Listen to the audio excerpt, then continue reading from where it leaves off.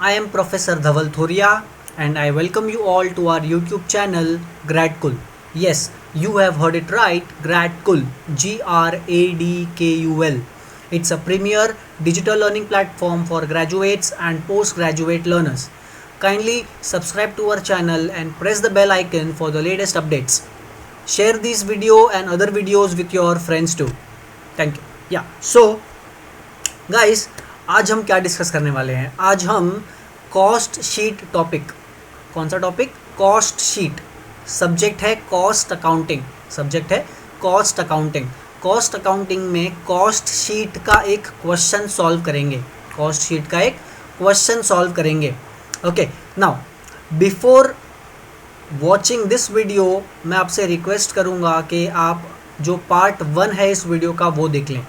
तो part 1 of cost sheet में हमने क्या किया था, ये मैं एक छोटा सा रिकैप आपको बता देता हूँ, छोटा सा एक रिवीजन कर लेते हैं पहले, सो दैट आपको थोड़ा रिवाइज हो जाए और फिर हम ये क्वेश्चन सॉल्व करेंगे। तो जिन्होंने फर्स्ट वीडियो ना देखा हो तो पहले जाकर वो फर्स्ट वीडियो देखें और फिर ये क्वेश्चन वाला वीडियो आप देखें। ओके, नाउ तो हमने जब पार्ट 1 किया था तो पार्ट 1 में हमने क्या डिस्कस किया था? पार्ट 1 में हमने कॉस्ट शीट का फॉर्मेट डिस्कस किया था, राइट। नाउ कॉस्ट शीट सबसे पहले क्या है? तो कॉस्ट शीट एक सिस्टमैटिक स्टेटमेंट है किसी भी प्रोडक्ट या किसी भी सर्विस के कॉस्ट का, राइट। अलग अलग प्रोडक्ट बनाने के लिए या कोई भी एक प्रोडक्ट बनाने के लिए बहुत सारे अलग अलग खर्चे होते हैं, राइट। तो वो खर्चों को हमको पता करना पड़ता है कि वो खर्चा कौन सा खर्चा है, उसको कैटेगराइज करना पड़ता है इन कॉस्ट शीट, और एट दी एंड हम सेल्स पे पहुंचते हैं उस प्रोडक्ट या उस सर्विस के। नाउ तो लेट अस रिकैप कि हमने लास्ट लेक्चर में कैसे किया था और क्या किया था। तो गाइस, लास्ट लेक्चर में सबसे पहले मैंने आपको एक एक्टिविटी बताया था, मैंने मार्कर का एग्जांपल लिया था। मैंने कहा था कि मार्कर अपना प्रोडक्ट है, तो ये मार्कर को बनाने के लिए खर्चे क्या क्या होंगे और कहाँ कहाँ होंगे। तो मैंने वो 3 बक्से बनाए थे। पहला बक्सा फैक्ट्री का था, दूसरा बक्सा ऑफिस एंड एडमिन का था, तीसरा बक्सा सेलिंग एंड डिस्ट्रीब्यूशन का था। तो ये 3 अलग अलग खर्चे, 3 अलग अलग डिपार्टमेंट समझ लो किसी भी एक कंपनी के जो एक प्रोडक्ट बनाती है। जैसे मैंने एग्जांपल लिया था मार्कर, तो उस मार्कर बनाने के लिए खर्चे फैक्ट्री में भी होंगे, खर्चे ऑफिस एंड एडमिन मतलब ऑफिस के भी खर्चे होंगे, और शोरूम मतलब सेलिंग एंड डिस्ट्रीब्यूशन के भी खर्चे होंगे। तो ये 3 डिपार्टमेंट्स है जहाँ पे खर्चे होंगे, राइट। अच्छा, फैक्ट्री में डायरेक्ट और इनडायरेक्ट दोनों खर्चे होंगे। डायरेक्ट का मतलब होता है, डायरेक्ट एक्सपेंस का मतलब होता है कि वो खर्चे जो उस प्रोडक्ट से डायरेक्टली रिलेटेड है, और इनडायरेक्ट मतलब जो डायरेक्टली रिलेटेड नहीं है लेकिन फैक्ट्री में वो खर्चा हुआ है, राइट। तो डायरेक्ट और इनडायरेक्ट ये फैक्ट्री में खर्चे होते हैं, राइट। डायरेक्ट खर्चे कैसे लिखने वो मैं अभी बताऊंगा जब कॉस्ट शीट वापस से एक बार फॉर्मेट रिवाइज करेंगे। इनडायरेक्ट खर्चे जो है वो फैक्ट्री ओवरहेड्स में लिखते हैं, इनडायरेक्ट खर्चे जो है वो फैक्ट्री ओवरहेड्स में लिखते हैं क्योंकि वो खर्चे फैक्ट्री में हो रहे हैं।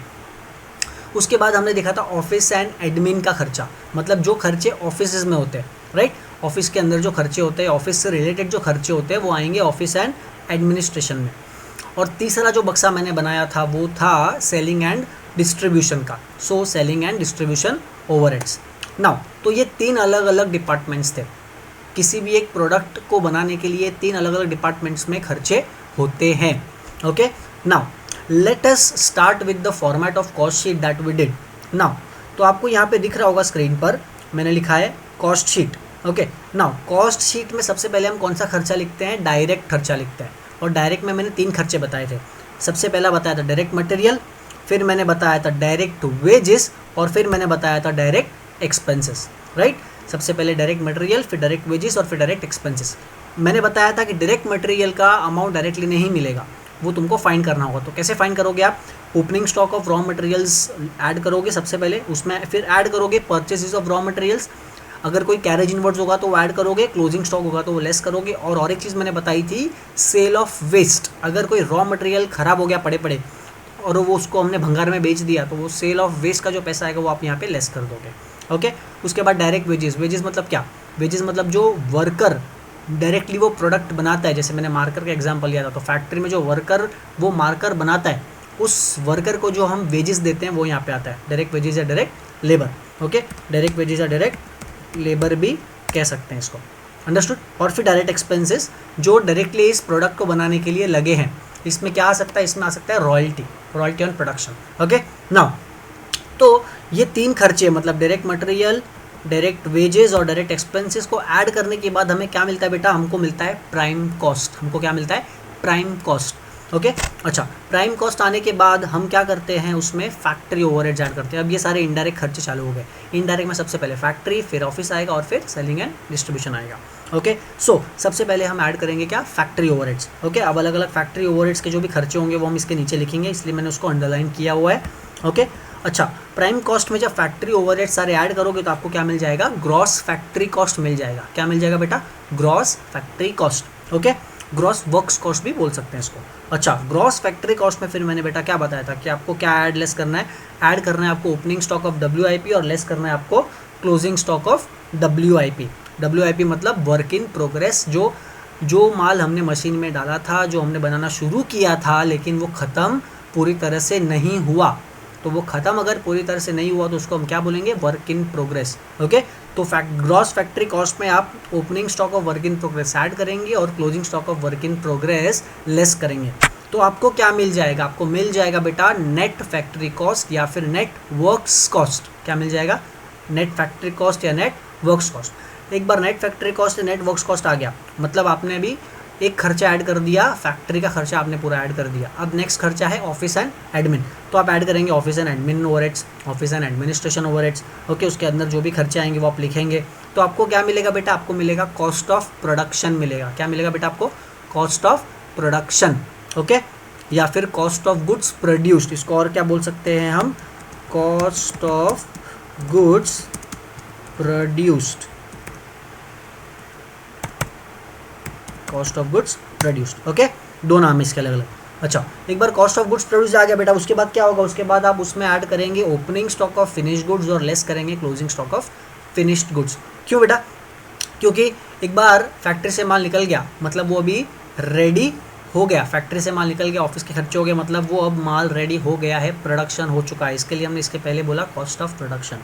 ओके तो अब प्रोड्यूस हो गया तो उसमें हम क्या करेंगे बेटा, जो फिनिश्ड गुड्स का स्टॉक है वो ऐड करेंगे ओपनिंग, और क्लोजिंग जो है वो लेस करेंगे। उसका रीज़न आप पिछले वीडियो में जाके देख सकते हैं। ओके नाउ तो opening stock of finish goods add करेंगे और closing stock of finish goods less करेंगे, तो आपको मिल जाएगा क्या बेटा, cost of goods sold, COGS, cost of goods sold. Cost of goods sold में आप फिर तीसरा खर्चा जो आपका बच गया है वो ऐड करेंगे, which is selling and distribution overheads. Right now selling and distribution overheads सारे ऐड करने के बाद आपको क्या मिलेगा, कॉस्ट ऑफ सेल्स। क्या मिलेगा, cost of sales. Cost of sales एक बार आ गया मतलब ये अब हो गया टोटल कॉस्ट तुम्हारा, this is the total cost of that product या total cost of that service whatever it is. उसमें आप प्रॉफिट ऐड करेंगे तो आपको फाइनली क्या मिल जाएगा बेटा, सेल्स मिल जाएगा। क्या मिल जाएगा बेटा, सेल्स मिल जाएगा। अब क्वेश्चन में कभी कभी क्या होता है कि या तो प्रॉफिट दिया होता है तो सेल्स दिया होता है, तो दोनों में से कोई भी एक फिगर दिया हुआ अगर होगा तो जो दूसरा फिगर है वो आप बैलेंसिंग फिगर निकाल दोगे, एज अ बैलेंसिंग फिगर उसको कैलकुलेट कर लेंगे।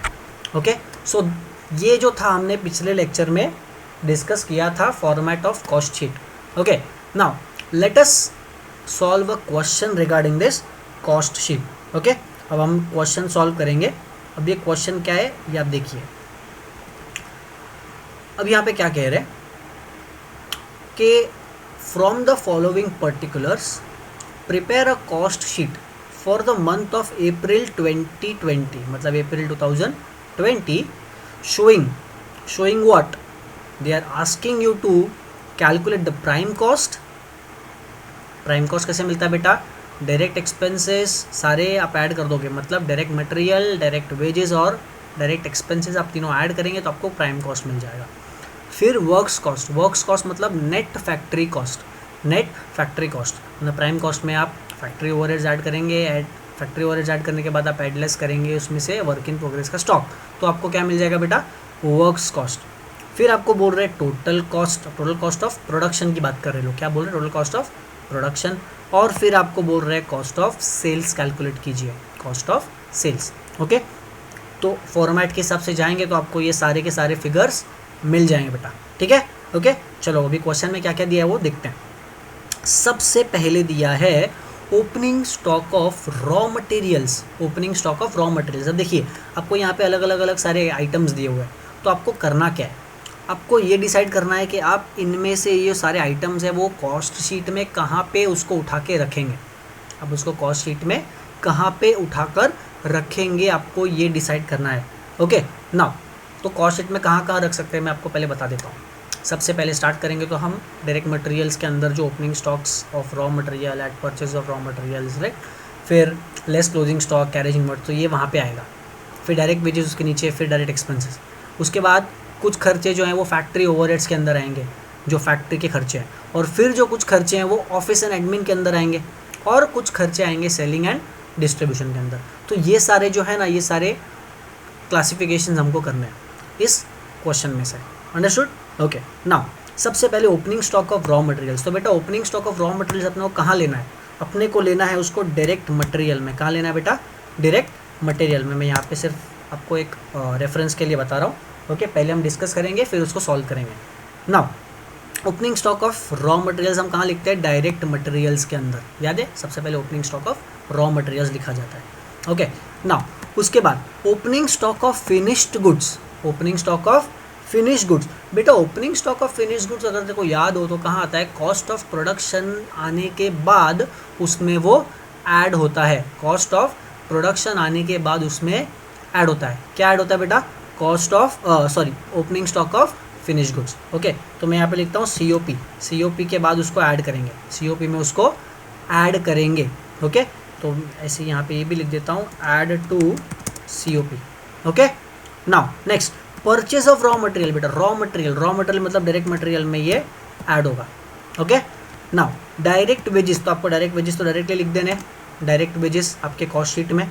Okay carriage inwards. बेटा कैरेज इनवर्ड्स कहाँ आता है? मैंने बताया कैरेज इनवर्ड्स कब लगता है? जब आप रॉ मटेरियल परचेस करते हैं राइट। तो जो रॉ मटेरियल सप्लायर के गोडाउन से या सप्लायर की जगह से आपके पास आने के लिए आपको ट्रांसपोर्ट का जो खर्चा करना पड़ता है दैट इज़ कैरेज इनवर्ड्स। तो आप जब रॉ मटेरियल परचेस करते हैं तब आपका खर्चा होता है कैरेज इनवर्ड्स। तो ये कहाँ आएगा बेटा? डायरेक्ट मटेरियल्स में ये ऐड होगा, फॉर्मेट में भी लिखा हुआ है। Okay now stock of finished articles at the end. Now stock of finished articles at the end मतलब स्टॉक ऑफ फिनिश्ड गुड्स है ये क्लोजिंग स्टॉक। क्या है ये बेटा? Closing stock of finished goods है। तो ये closing stock of finished goods अपन क्या करते हैं? लेस करते हैं कॉस्ट ऑफ प्रोडक्शन के बाद। लेस करते हैं कॉस्ट ऑफ प्रोडक्शन के बाद। देखिए ये opening stock of finished goods था और ये closing stock of finished goods है। ओपनिंग ऐड होएगा और क्लोजिंग लेस होगा। ओके नाउ उसके बाद फैक्ट्री एक्सपेंसेस। देखो सीधा सीधा पता चल रहा है फैक्ट्री एक्सपेंस मतलब कहाँ होगा? फैक्ट्री में होगा। अगर फैक्ट्री में होगा तो कहाँ आना चाहिए? फैक्ट्री ओवरहेड्स में आना चाहिए। कहाँ आना चाहिए बेटा? फैक्ट्री ओवरहेड्स में आना चाहिए। Okay then office expenses. देखो क्लियरली बताया ऑफिस एक्सपेंसेस कहाँ होंगे? ऑफिस में होंगे। तो कहाँ आना चाहिए? ऑफिस एंड एडमिनिस्ट्रेशन में आना चाहिए। कहाँ आना चाहिए? ऑफिस एंड एडमिनिस्ट्रेशन में। Okay now next is stock of raw materials at the end. Stock of raw materials at the and इसका मतलब होता है कि रॉ मटेरियल का क्लोजिंग स्टॉक दिया है तो रॉ मटेरियल का क्लोजिंग स्टॉक आप कहाँ लिखेंगे बेटा? आप उसको माइनस करेंगे। कहाँ से बेटा? बहुत सिंपल, डायरेक्ट मटेरियल में जब लास्ट में closing stock of raw material minus होता है वहाँ पे आप माइनस करेंगे। तो इसमें मैं लिख देता हूँ लेस DM मतलब डायरेक्ट मटेरियल में आप लेस करेंगे इसको। ओके नेक्स्ट इज बेटा ऑडिट फीस। ऑडिट मतलब जैसे ऑडिटर जो आता है ऑडिट करने के लिए राइट, तो ये कहाँ आता है? ऑडिटर ऑफिस में आता है। कहाँ आता है? ऑफिस में आता है। तो ये कौन सा खर्चा है बेटा? ऑफिस एंड एडमिनिस्ट्रेशन का खर्चा है। Then salesman salary. अभी सेल्समैन सैलरी मतलब सेल्स करने के लिए लगा होगा, मतलब ये जो खर्चा है वो बेचने के लिए है। बेचने के लिए तो मतलब कौन सा खर्चा है? ये सेलिंग एंड डिस्ट्रीब्यूशन एक्सपेंसेस। कौन सा एक्सपेंस है? Selling and distribution expenses. Okay now next is depreciation on furniture. बेटा डेप्रिसिएशन ऑन फर्नीचर। फर्नीचर किधर होता है? ऑफिस में होता है। याद रखेंगे आप, फर्नीचर हमेशा ऑफिस में होता है। तो ये जो डेप्रिसिएशन ऑन फर्नीचर है ये हमेशा आप ऑफिस एंड एडमिन में ही डालेंगे। कहाँ डालेंगे? Office and administration expenses. Okay depreciation on plant and machinery. अब depreciation on plant and machinery कहाँ होती है बेटा? फैक्ट्री में। कहाँ होती है? फैक्ट्री में। तो ये जो खर्चा है वो कहाँ का होगा? फैक्ट्री में होगा। तो फैक्ट्री में होगा तो कहाँ लिखना चाहिए उसको? फैक्ट्री ओवरहेड्स में लिखना चाहिए। कहाँ लिखना चाहिए बेटा? फैक्ट्री ओवरहेड्स में। ओके अब rent rates and taxes office clearly बोला है, तो ऑफिस बोला है तो आप क्या करेंगे? ऑफिस एंड एडमिनिस्ट्रेशन में डालेंगे। कहाँ डालेंगे? Office and administration. उसके बाद अपने को बोला है rent rates taxes of factory. अब फैक्ट्री लिखा हुआ है क्लियरली, तो आप कहाँ लिखेंगे इसको, फैक्ट्री ओवरहेड्स में लिखेंगे। कहाँ लिखेंगे, फैक्ट्री ओवरहेड्स। फिर बोल रहे हैं repairs to plant and machinery. अब देखो प्लांट मशीनरी कहाँ है, फैक्ट्री में है, तो उसका रिपेयर्स भी कहाँ होगा, फैक्ट्री में होगा। मतलब ये खर्चा कहाँ आना चाहिए, फैक्ट्री ओवरहेड्स में आना चाहिए। कहाँ आना चाहिए, factory overheads. Okay, next is directors fees. Directors fees, बेटा डायरेक्टर किधर बैठता है, ऑफिस में बैठता है, फैक्ट्री में तो नहीं बैठता। कहाँ बैठता है, ऑफिस में बैठता है। तो डायरेक्टर का जो फीस है वो भी कहाँ का खर्चा है, वो ऑफिस का खर्चा है। मतलब ये जाएगा ऑफिस एंड एडमिनिस्ट्रेशन में जाएगा। कहाँ जाएगा बेटा, ऑफिस एंड एडमिनिस्ट्रेशन में। Okay, now electricity charges factory, clearly बोला है इलेक्ट्रिसिटी चार्जेस फैक्ट्री। तो अगर फैक्ट्री का इलेक्ट्रिसिटी चार्जेस है तो कहाँ आना चाहिए, फैक्ट्री ओवरहेड्स में आना चाहिए। करेक्ट। इनडायरेक्ट वेजेस, अब देख बेटा इनडायरेक्ट वेजेस, अब मैंने क्या बोला था, फैक्ट्री में दो तरीके के खर्चे होते हैं, डायरेक्ट और इनडायरेक्ट। अब वेजेस अगर डायरेक्ट बोलो तो प्राइम कॉस्ट के पहले आता है, लेकिन इनडायरेक्ट वेजेस बोलो मतलब वेजेस तो है, वर्कर ही काम कर रहा है लेकिन डायरेक्टली काम नहीं कर रहा, इनडायरेक्टली कुछ काम कर रहा है, लेकिन कहाँ करेगा, फैक्ट्री में। तो ये खर्चा कहाँ आना चाहिए, फैक्ट्री ओवरहेड्स में आना चाहिए। कहाँ आना चाहिए, फैक्ट्री ओवरहेड्स में। Okay, now next is salary to administration staff. एडमिनिस्ट्रेशन स्टाफ का सैलरी का मतलब होता है कि जो ऑफिस में जो लोग काम कर रहे हैं उनका सैलरी। तो कहाँ आना चाहिए, ऑफिस एंड एडमिनिस्ट्रेशन में आना चाहिए। कहाँ आना चाहिए, ऑफिस एंड एडमिनिस्ट्रेशन। फिर फ्यूल, बेटा फ्यूल कहाँ लगता है, ऑफिस में लगता है क्या, नहीं, फ्यूल किधर लगता है, फैक्ट्री में लगता है मशीन चलाने के लिए, राइट, मशीन चलाने के लिए। तो फ्यूल का खर्चा हम कहाँ लिखेंगे, फैक्ट्री ओवरहेड्स में। Okay, next is commission on sales. बेटा कमीशन ऑन सेल्स मतलब बेचने के लिए कमीशन देना पड़ा, तो बेचने के लिए कमीशन देना पड़ा तो कौन सा हो गया, ये सेलिंग एंड डिस्ट्रीब्यूशन एक्सपेंसेस। तो इसको अपन सेलिंग एंड डिस्ट्रीब्यूशन में लिखेंगे। उसके बाद factory salaries, factory salaries, factory में सैलरीज दिया तो ये खर्चा किधर आना चाहिए, फैक्ट्री ओवरहेड्स में आना चाहिए। बहुत सिंपल। ओके, धीरे धीरे समझ में आ रहा है आपको कैसे आपको क्लासीफाई करना है। आपको ये सोचना है कि ऑफिस का खर्चा है या फैक्ट्री का खर्चा है या बेचने के लिए खर्चा है, उस हिसाब से आप उसको क्लासीफाई करते जाएंगे। Okay, now carriage outwards. बेटा कैरेज आउटवर्ड्स, कैरेज आउटवर्ड्स मतलब क्या, कि ट्रांसपोर्ट का खर्चा लगा बाहर गुड्स भेजने के लिए, आउटवर्ड्स, राइट। तो बाहर कब भेजते हैं हम, जब अपन सेल करते हैं तभी भेजते हैं, राइट। तो carriage outward is which expense, selling and distribution expense. Which expense, selling and distribution expense. Okay, now next is sale of finish goods. Sale मतलब ये सेल्स है, एट दी एंड जब हम सेल्स लिखते हैं ना, सेल्स, इट्स सेल्स। ओके, मतलब आपको प्रॉफिट नहीं दिया, आपको सेल्स दिया है, तो जो प्रॉफिट होगा वो क्या होगा, आपका बैलेंसिंग फिगर होगा। आपका प्रॉफिट क्या होगा, प्रॉफिट या लॉस जो भी होगा वो आपका बैलेंसिंग फिगर होगा। अंडरस्टूड बेटा। ओके, चलो अभी क्वेश्चन स्टार्ट करें, सॉल्व करना, डिस्कस कर लिया हमने। अभी एक एक करके यहाँ पे से जो चीज़ें हैं वो हम उठा के रखेंगे। ओके, सबसे पहले opening stock of raw material अपने को डायरेक्ट मटेरियल्स में लिखना है, अमाउंट है 60,000, राइट। तो सबसे पहले मैं डायरेक्ट मटेरियल्स में जाऊँगा, ये रहा opening stock of raw materials, मैं इनर कॉलम में लिखूँगा 60,000। Okay, 60,000, understood. उसके बाद next opening stock of finished goods 1,20,000। Opening stock of finish goods 1,20,000। Finish goods कहाँ लिखते हैं हम, कॉस्ट ऑफ प्रोडक्शन के बाद उसको ऐड करते हैं। अमाउंट कितना है, 1,20,000। तो ये रहा मेरा, देखिए मैंने फॉर्मेट बना के रखा है, तो आप भी चाहें तो आप फॉर्मेट बना के रख सकते हैं कुछ लाइंस छोड़कर। ओके, तो ये रहा अपना opening stock of finished goods. कितना है बेटा opening stock of finished goods, 1,20,000। कितना है ये, 1,20,000। Okay, just give me a moment.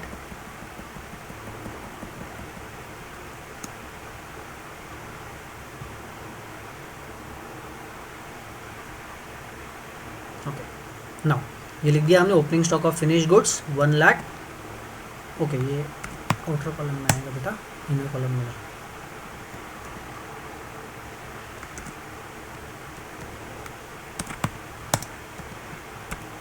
Okay, so it will come in outer column directly.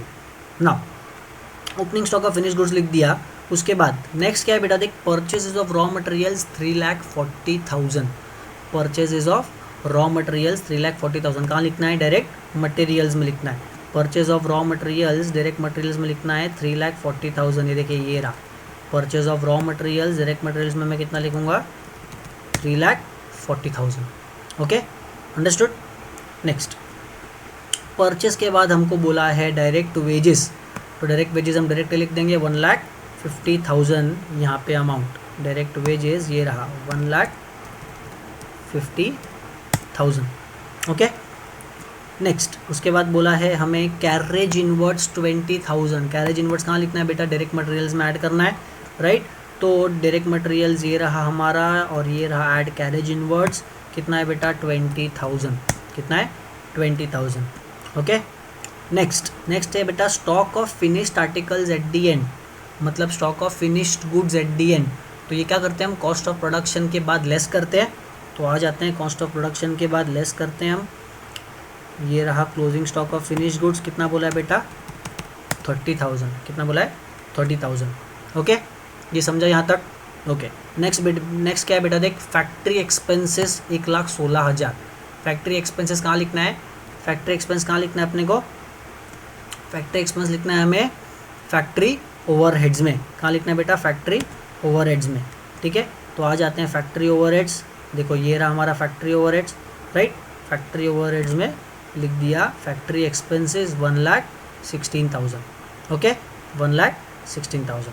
Understood? Okay, next है ऑफिस एक्सपेंसेस 94,000। Office expenses 94,000। तो ये लिखना है अपने को ऑफिस एंड एडमिन एक्सपेंसेस में।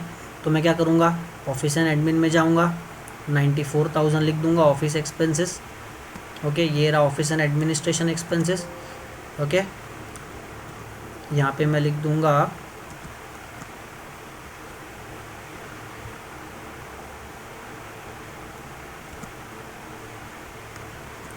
ये रहा मेरा ऑफिस एक्सपेंसेस 94,000।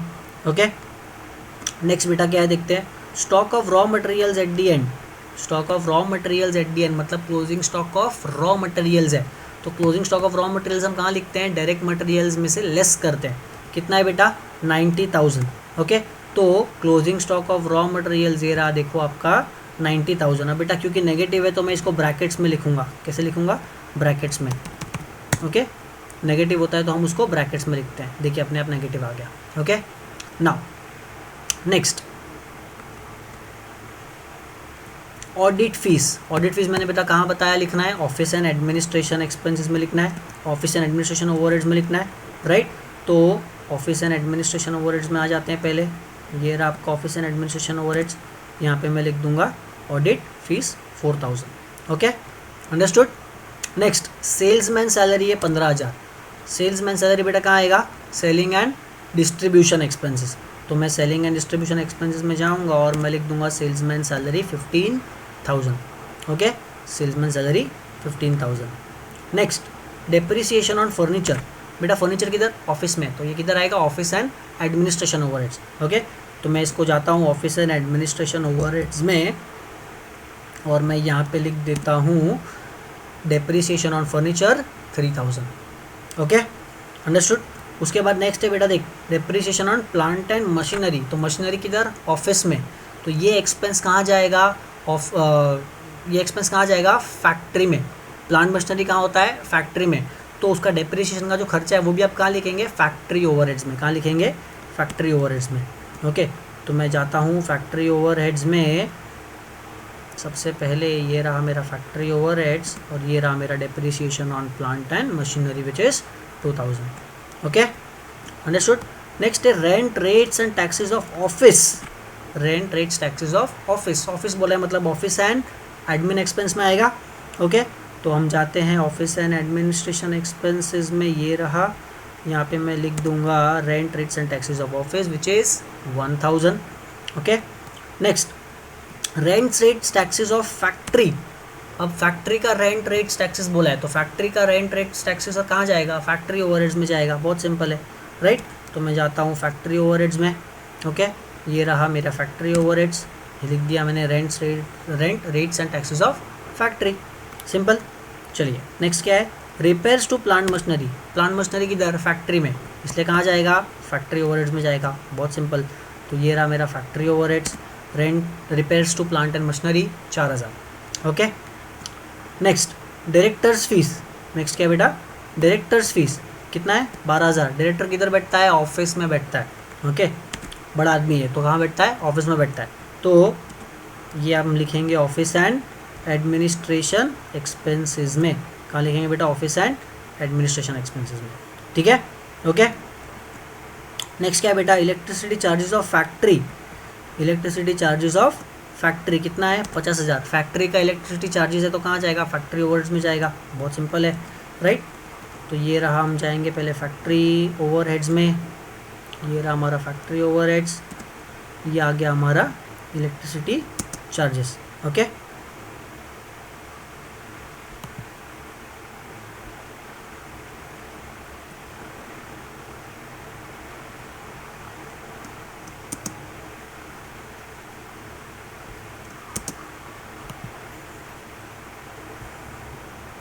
आई होप आपको समझ रहा होगा धीरे धीरे कि हम कैसे कैटेगराइज कर रहे हैं इसको, राइट।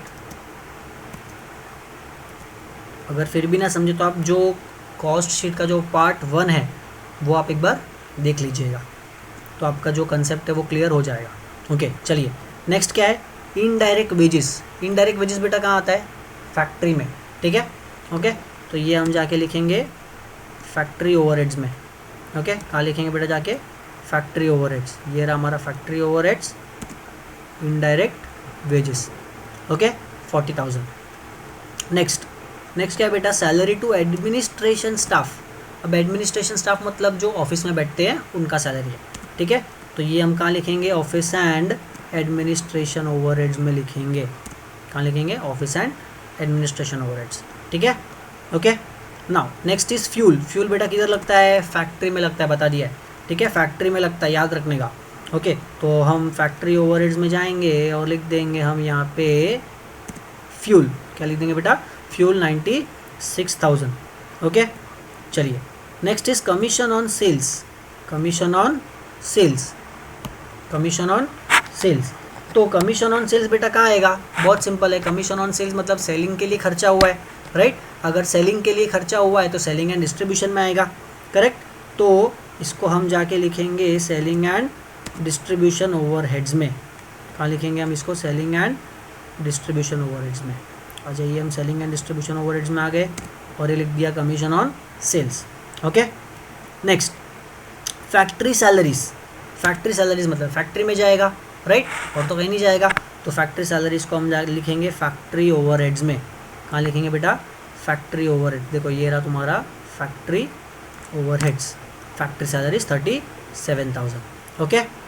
चलिए नेक्स्ट है अपना कैरेज आउटवर्ड्स। कैरेज आउटवर्ड्स बेटा किधर खर्चा है, मैंने बताया माल बेचने के लिए जब ट्रांसपोर्ट का खर्चा लगता है उसको कैरेज आउटवर्ड्स बोलते हैं, राइट। तो it's a expense for sales, so it is a selling and distribution expenses, okay. तो हम इसको जाके लिख देते हैं सेलिंग एंड डिस्ट्रीब्यूशन ओवरहेड्स के अंदर। ये रहा selling and distribution overheads 15,000 carriage outwards, okay. और लास्ट आइटम जो हमको दिया हुआ है that is sale of finished goods. क्या दिया है, sale of finished goods 15 lakh. तो ये सेल्स है, मैंने आपको बताया। तो हम सेल्स जो लास्ट में लिखते हैं 15 लाख। देखो ये रहा सेल्स, इधर मैं लिख देता हूँ sales of finished goods. Finished goods कितना है बेटा, सेल्स इज 15 लाख। कितना है बेटा, 15 lakh, okay. Understood, sales is 15 lakh. अब देखो हमने सब लिख दिया, हमने सारे आइटम्स लिख दिए, राइट। अब आइटम्स लिख देने के बाद हमको क्या करना है बेटा, टोटलिंग करना है। क्या करना है, टोटलिंग। अब देखो टोटलिंग कैसे करने का, बहुत सिस्टमैटिक। सबसे पहले डायरेक्ट मटेरियल। डायरेक्ट मटेरियल के अंदर ये opening stock plus purchase plus carriage inwards less closing stock था। तो ये जो अमाउंट है वो हम क्या करेंगे, बाहर निकालेंगे, बराबर। ये जो सारे अमाउंट्स है हम ऐड लेस करके क्या करेंगे, बाहर निकालेंगे, ओके। तो बाहर निकालेंगे तो क्या आएगा, देखिए मैं बताता हूँ। टोटल कितना आता है, टोटल आता है 3,30,000, ठीक है। टोटल आता है 3,30,000, अंडरस्टूड, ओके। उसके बाद अब डायरेक्ट वेजेस हमारा 150 था, डायरेक्ट एक्सपेंसेस नहीं था, राइट। डायरेक्ट एक्सपेंसेस नहीं था। तो अब हम क्या करेंगे, टोटलिंग करेंगे। टोटलिंग करेंगे मतलब 330 प्लस 150 मतलब डायरेक्ट मटेरियल और डायरेक्ट वेजेस और डायरेक्ट एक्सपेंसेस ऐड करेंगे तो हमको मिलेगा हमारा प्राइम कॉस्ट। क्या मिलेगा हमको, हमारा प्राइम कॉस्ट। तो 3,30,000 और 1,50,000 बेटा कितना हो जाता है, 4,80,000 हो जाता है। कितना हो जाता है, 80,000। ये हमारा प्राइम कॉस्ट आ गया। ये क्या आ गया हमारा प्राइम कॉस्ट। अब नेक्स्ट अपना फैक्ट्री ओवरहेड्स। तो फैक्ट्री ओवरहेड्स में हमने अलग अलग ओवरहेड्स लिखे थे। ये देखो ये सारे ओवरहेड्स लिखे थे हमने, राइट।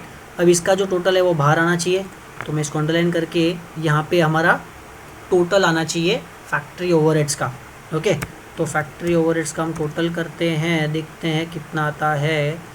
ये देखिए हमारा फैक्ट्री ओवरहेड्स का टोटल आएगा 3,47,000। 3,47,000।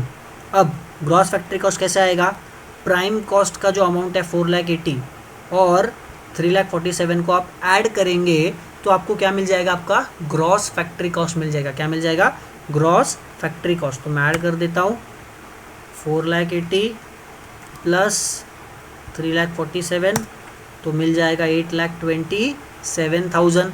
अब इस क्वेश्चन में opening stock of work in progress, closing stock of work in progress नहीं था, तो जो तुम्हारा नेट फैक्ट्री कॉस्ट या वर्क्स कॉस्ट आएगा वो भी कितना आएगा? 8,27,000 ही आएगा, करेक्ट, क्योंकि ये दोनों अमाउंट नील है। Okay, these amounts are nil, so your gross factory cost और your net factory cost is one and the same. 8,27,000 आ गया तुम्हारा नेट फैक्ट्री कॉस्ट या नेट वर्क्स कॉस्ट। ओके, उसके बाद हम ऑफिस एंड एडमिन का जो टोटल करना पड़ेगा हमको, राइट। तो इसका टोटल हम बाहर करेंगे। यहाँ पे देखते हैं इसका टोटल कितना आता है। इसका टोटल आता है 1,74,000। ऑफिस एंड एडमिनिस्ट्रेशन ओवरहेड्स का टोटल आता है 1,74,000। अब हम क्या करेंगे? जो तुम्हारा वर्क्स कॉस्ट आया 8,27,000, उसमें office and administration overheads 1,74,000 add करेंगे तो हमें मिलेगा कॉस्ट ऑफ प्रोडक्शन। क्या मिलेगा? Cost of production. देखते हैं कॉस्ट ऑफ प्रोडक्शन कितना आता है बेटा। तो 10,01,000 आ जाता है हमारा कॉस्ट ऑफ प्रोडक्शन, 10,01,000। ओके, उसमें हमको opening stock of finish goods add करना है और closing stock of finish goods less करना है, राइट। तो लेस करना है तो ब्रैकेट में लिखना पड़ेगा। ओके, अब ये ऐड लेस करने के बाद हमको क्या मिलेगा? कॉस्ट ऑफ गुड्स सोल्ड मिलेगा। तो कॉस्ट ऑफ गुड्स सोल्ड कितना है बेटा? 10,91,000। मतलब मैंने क्या किया? 10,01,000 में 1,20,000 ऐड किया और 30,000 लेस किया, तो मुझे कितना मिला? 10,91,000। This is your cost of goods sold. This is your cost of goods sold. Okay, अब कॉस्ट ऑफ गुड्स सोल्ड में आप क्या करोगे? आप करोगे selling and distribution overheads add करोगे, राइट। तो सेलिंग एंड डिस्ट्रीब्यूशन का टोटल करना पड़ेगा। देखते हैं सेलिंग एंड डिस्ट्रीब्यूशन का टोटल कितना आता है बेटा। टोटल आता है 50,000। ओके, अब आप क्या करेंगे? कॉस्ट ऑफ गुड्स सोल्ड का अमाउंट था आपका 10,91,000 और तुम्हारा सेलिंग एंड डिस्ट्रीब्यूशन ओवरहेड्स आया 50,000। तो ये दोनों अमाउंट अगर आप ऐड करेंगे तो आपको क्या मिल जाएगा? Cost of sales. क्या मिलेगा बेटा आपको? Cost of sales. तो देखिए आपका कॉस्ट ऑफ सेल्स आता है 11,41,000। कितना आता है? 11,41,000। तो 11,41,000 आपका कॉस्ट ऑफ सेल्स आया। ओके, आपका जो सेल्स है वो आपको दिया हुआ है विच इज़ 15 lakhs। कितना दिया हुआ है? 15 lakhs। मतलब ऑब्वियसली यहाँ पे प्रॉफिट है क्योंकि कॉस्ट 11,41,000 है और आपका जो सेल्स है वो 15 lakhs है। तो आपका प्रॉफिट कैसे करेंगे आप? बहुत सिंपल है, सेल्स में से आप क्या करें? आपका कॉस्ट माइनस कर दें तो आपको मिल जाएगा आपका profit. This profit is a balancing figure over here. It's a balancing figure. It's a balancing figure. Is that understood? Okay, clear? This profit is your balancing figure. Okay, तो बेटा take away क्या है? Take away ये है कि आपको question देखकर आपको सिर्फ उसे कैटेगराइज करना है। तो आपको सिर्फ कैटेगराइजेशन आना चाहिए फैक्ट्री ओवरहेड्स में, ऑफिस एंड एडमिन ओवरहेड्स में और सेलिंग एंड डिस्ट्रीब्यूशन ओवरहेड्स में। तो ये जो कॉस्ट शीट है ये आपका बहुत सिंपल हो जाएगा। ओके, नाउ ये जो कॉस्ट शीट है वो आपको इस चैप्टर में तो काम आएगा ही। Cost classification and cost sheet वाला जो चैप्टर है इसमें तो आना ही है। बट इसके अलावा दूसरा एक चैप्टर है कॉस्ट अकाउंटिंग में आपके which is reconciliation of cost and financial records. Reconciliation of cost and financial records, इस चैप्टर में भी आपको कॉस्ट शीट पूछते हैं। तो इसका जो एप्लीकेशन है वो उस चैप्टर में भी आता है। ओके, तो आपको कॉस्ट शीट बहुत अच्छे से याद रखना है, as it is the first thing that you learn in your cost accounting. Okay, तो आई होप आपको ये जो क्वेश्चन है वो समझ में आया होगा। ओके, आप एक काम कीजिएगा, आप इस क्वेश्चन का चाहे तो आप फ़ोटो ले लीजिएगा या आप ये क्वेश्चन लिख लीजिएगा। ओके, पॉज करके वीडियो को, तो आपको आसानी होगी सॉल्व करने में, ओके, या समझने में।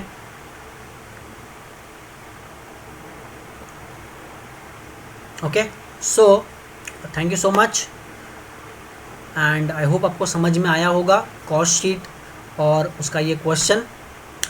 Thank you very much. We are from Gradcool. It's a premier digital learning platform for graduates and postgraduate learners. Please subscribe to our channel and press the bell icon for the latest updates. Thank you so much. Bye.